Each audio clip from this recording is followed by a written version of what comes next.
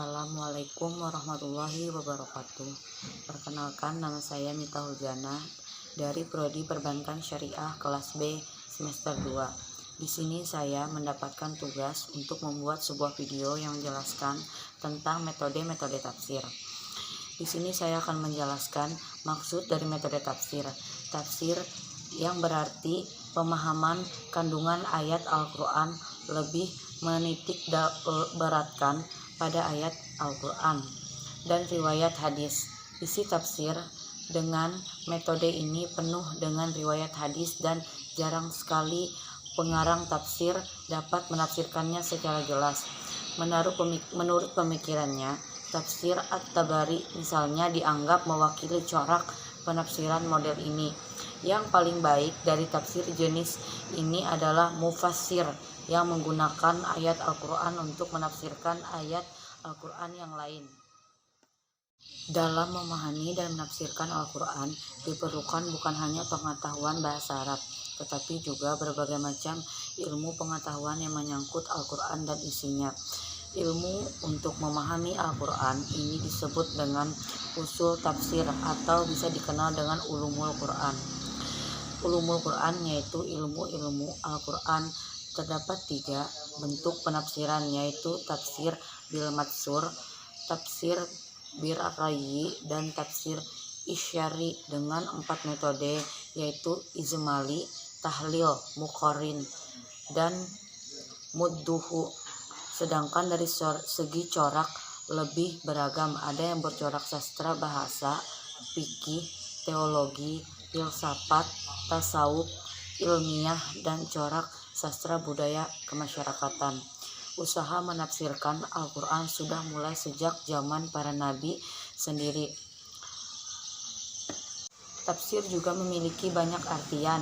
Ada sebagian orang yang menyebutkan bahwa tafsir adalah ilmu pengetahuan untuk memahami dan menafsirkan yang bersangkutan dengan Al-Quran dan isinya. Berfungsi sebagai mubayyin atau pemberi penjelasan, menjelaskan tentang arti dan kandungan Al-Quran, khususnya menyangkut ayat-ayat Al-Quran dan yang tidak bisa dipahami oleh sebagian orang, atau bisa disebut dengan arti samar, kebutuhan umat Islam terhadap tafsir Al-Quran sehingga makna-maknanya dapat dipahami secara penuh dan menyeluruh, merupakan hal yang mendasar dalam rangka melaksanakan perintah Allah Subhanahu wa Ta'ala, Tuhan dalam Islam, sesuai yang dikehendakinya. Dalam memahami dan menafsirkan Al-Quran diperlukan bukan hanya pengetahuan bahasa Arab, tetapi juga berbagai macam ilmu pengetahuan yang menyangkut Al-Quran dan hadis.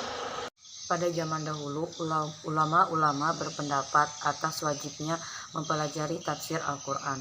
Mereka mempelajari lafal dan makna Al-Quran sehingga mereka bisa melaksanakan amal yang Allah maksudkan dalam Al-Quran. Tidak kemungkinan melakukan suatu amal yang tidak diketahui hakikatnya, itu bisa disebut dengan sebuah kepercumaan. Urgensi penurunan tafsir Al-Quran dalam Islam. Al-Quran pertama kali diturunkan kepada Nabi Muhammad SAW melalui malaikat Jibril dan bahasa Arab dengan segala macam kekayaan bahasanya. Di dalamnya terdapat penjelasan mengenai dasar-dasar akidah, kaidah-kaidah syariat, asas-asas perilaku, kemudian menuntun manusia ke jalan yang lurus dan jalan yang benar. Namun Allah Subhanahu wa Ta'ala tidak menjamin perincian-perincian dalam masalah-masalah itu, sehingga banyak lafal Al-Quran yang membutuhkan tafsir, apalagi sering digunakan susunan kalimat yang singkat namun luas pengertiannya. Dalam lafaz yang sedikit saja dapat terhimpun sekian banyak makna. Untuk itulah diperlukan penjelasan yang berupa tafsir Al-Quran. Mempelajari tafsir Al-Quran adalah kewajiban berdasarkan firman Allah Subhanahu wa Ta'ala, yang artinya ini adalah sebuah kitab yang kami turunkan kepadamu penuh dengan berkah, supaya mereka memperhatikan ayat-ayatnya dan supaya mendapat pelajaran orang-orang yang mempunyai pikiran. Quran surah ayat 38 juz 29. Allah Subhanahu wa Ta'ala menjelaskan bahwa hikmah diturunkannya Al-Quran yang penuh dengan berkah dan agar manusia mendabburi ayat-ayatnya dan meneliti ayat-ayat itu. Sekian pemaparan materi dari saya. Apabila ada kesalahan dan kekurangan, saya mohon maaf.